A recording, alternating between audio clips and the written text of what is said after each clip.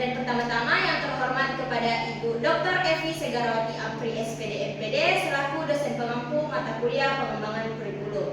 Perkenalkan, nama saya Susi Pratiwi selaku moderator dan rekan saya Sri Karista, saya Arisna, saya Dewi Lili, dan saya Anhar. Jadi kali ini kami membuat video presentasi mengenai hasil analisis CP dan ATP di SDN Impres 32 Barane. Yang pertama-tama saya persilakan untuk pemateri pertama untuk mempresentasikan hasil analisis kami. Baik, untuk pemateri pertama kepada Sri Karista saya persilahkan.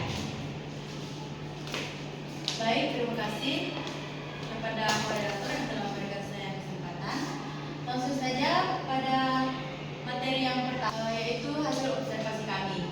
Jadi dari wawancara kami di sekolah SDN 32 Barane, kami menemukan bahwa guru kelas 1 hingga 4, 5, dan 6 telah melakukan pembelajaran mendalam dengan kurikulum merdeka dan dengan menekankan pada pembelajaran yang bermakna, menyenangkan, dan berpusat pada peserta didik.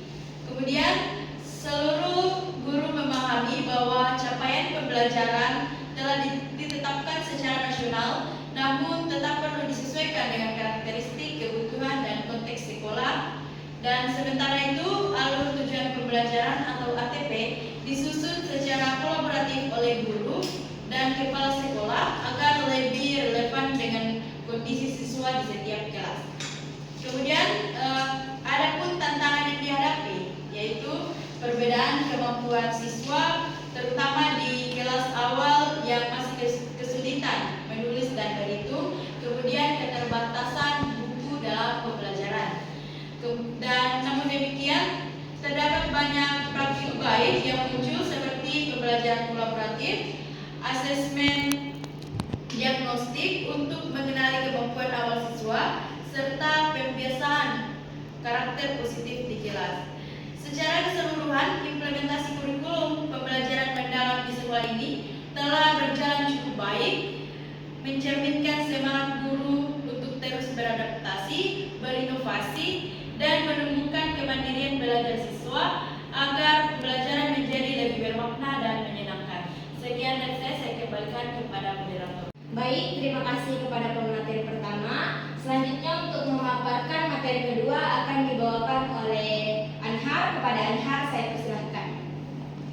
Baik, terima kasih atas kesempatan yang diberikan moderator. Nah, selanjutnya di sini pada slide ini saya akan menjelaskan tentang hasil wawancara guru di setiap kelas, yaitu ada kelas 1, kelas 3, dan kelas 4.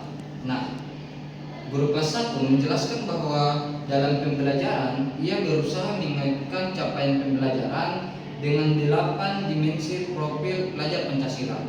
Artinya apa? Setiap kegiatan belajar tidak hanya berfokus pada materi, tetapi juga diarahkan untuk menumbuhkan karakter siswa seperti gotong royong, bernalar kritis, dan juga mandiri. Nah, selanjutnya pada guru kelas 3, guru kelas 3 menyampaikan bahwa mereka menyusun CP dan ATP secara kolaboratif bersama dengan sekolah lain.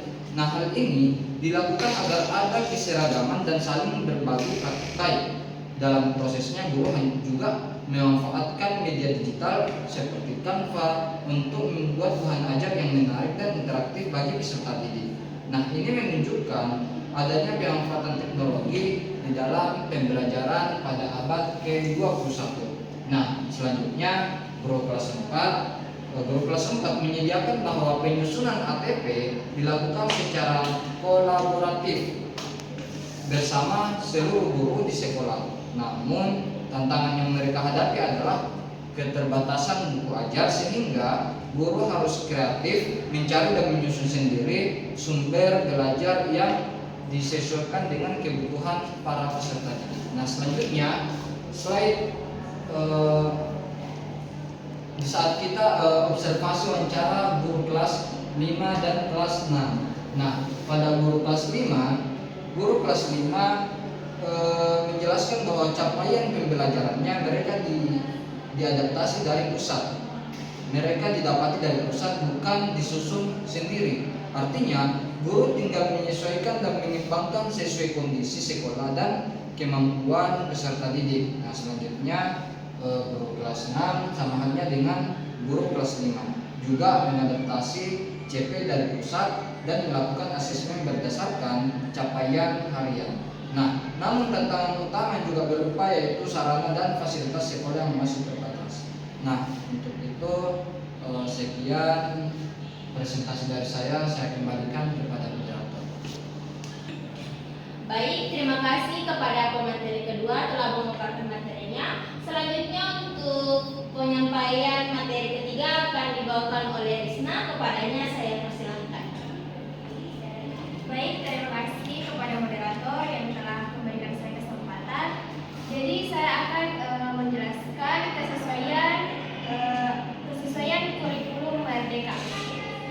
Jadi yang pertama itu kolaborasi guru dan kepala sekolah.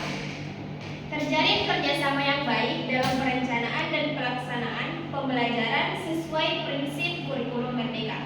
Yang kedua, pembelajaran berpusat pada peserta didik. Siswa diberi ruang aktif untuk berpendapat, bereksperimen, dan belajar sesuai minat serta kemampuannya.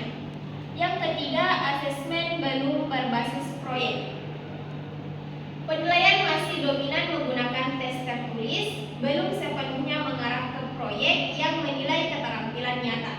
Selanjutnya, pemanfaatan teknologi belum merata. Sebagian guru sudah menggunakan media digital, namun keterbatasan perangkat dan jaringan masih menjadi kendala. Yang terakhir, sumber belajar terbatas. Sumber belajar terbatas, materi dan media ajar masih kurang, sehingga guru perlu kreatif memanfaatkan lingkungan dan sumber terbuka sebagai alternatif. Sekian dari saya kembalikan ke moderator. Baik, terima kasih kepada pemateri ketiga telah memaparkan materinya. Selanjutnya, pemaparan materi terakhir akan disampaikan oleh Dewi Willy. Kepadanya saya persilahkan. Di sini saya akan menyampaikan materi terakhir yaitu aspek yang belum sesuai. Jadi yang pertama yaitu format CP atau ATP belum seragam antar kelas. Beberapa guru masih memiliki pemahaman yang berbeda dalam menyusun capaian pembelajaran atau CP dan alur tujuan pembelajaran, sehingga implementasi di setiap kelas belum konsisten. Yang kedua, asesmen belum berbasis proyek. Penilaian masih cenderung berfokus pada hasil tes tertulis, belum sepenuhnya menilai proses kreativitas dan kompetisi siswa melalui proyek nyata. Yang ketiga, pemanfaatan teknologi belum merata. Tidak semua sekolah memiliki fasilitas dan kemampuan guru dalam mengintegrasikan teknologi ke dalam proses pembelajaran, terutama di daerah terpencil. Kemudian yang terakhir yaitu sumber belajar terbatas. Buku dan bahan ajar pendukung kurikulum Merdeka belum lengkap sehingga guru kesulitan menyelesaikan pembelajaran dengan kebutuhan siswa. Sekian dari saya kembalikan ke moderator. Baik, terima kasih kepada pemateri keempat atas pemaparan materinya.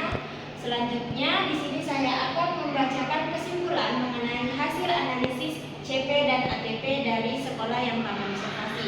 Jadi kesimpulannya yaitu sekolah telah melaksanakan prinsip kurikulum Merdeka secara bertahap. Kemudian guru menunjukkan pemahaman yang cukup baik tentang penyusunan CP dan ATP. Ketiga, kolaborasi guru menjadi kekuatan utama dalam pelaksanaan kurikulum. Dan kemudian tantangan utamanya terletak pada fasilitas dan variasi strategi asesmen. Diperlukan pendampingan dan pelatihan lanjutan untuk memperkuat praktik pembelajaran yang merdeka. Itulah tadi hasil pemaparan presentasi dari kelompok kami. Kurang dan lebihnya kami mohon maaf. Wassalamualaikum warahmatullahi wabarakatuh.